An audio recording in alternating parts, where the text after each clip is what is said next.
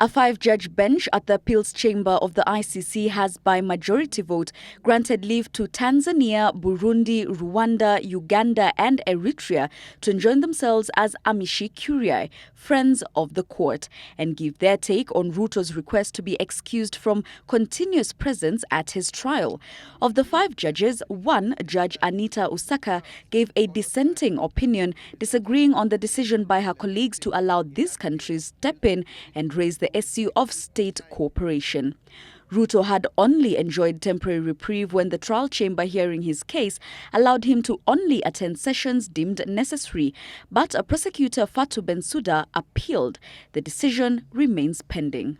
But in the meanwhile, a letter to the presidency is not a request submitted to the trial chamber. It's not in accordance with our rules. So this matter is not brought before the trial chamber, so we cannot have a decision on that.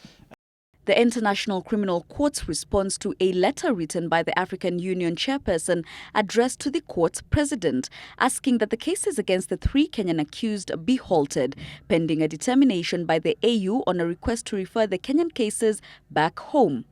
But from where the ICC sits, this is untenable. The accused themselves did not submit a request to the judges similar to the one that the African Union is mentioning in its letter. So the judges are not seized with this question and they cannot decide on it. This is now a question that has made for conversation over recent days, whether the physical absence of both the head of state and his deputy would generate a power vacuum in the country. Already, President Kenyatta has weighed in on this and dispelled any such effect in the country, saying the country will continue to be governed. His case and that of his deputy Ruto are to be heard in 4-week blocks. Na mimi nataka niseme asanteni sana kwenu kwa kutuombea. Si hata mkiona ile kesi inaendelea huko, si mnaona maombi imejibiwa tayari.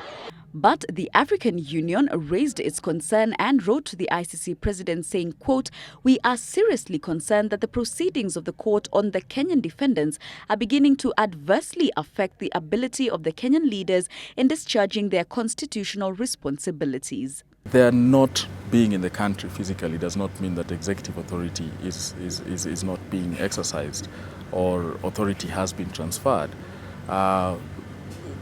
They still are running the country. As you know, any request has to be submitted in accordance with the procedural rules of the ICC. And the ICC presidency has no authority to direct the judges to decide on the topics in this direction or another direction.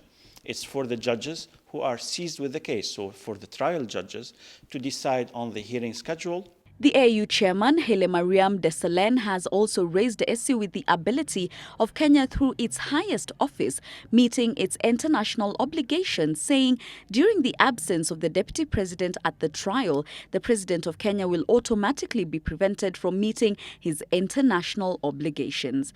The New Deal Somalia conference is slated for Monday next week in Brussels. A forthcoming UN General Assembly high-level segment is slated for the 23rd to 27th of this month in New York.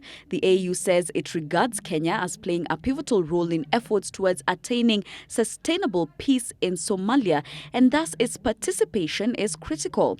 However, State House spokesperson Manoa Esipisu says the president is expected to host a high-level economic forum with the International Monetary Fund on Tuesday in Nairobi, and as such will have Foreign Secretary Amina Abdallah represent him in Brussels on Monday.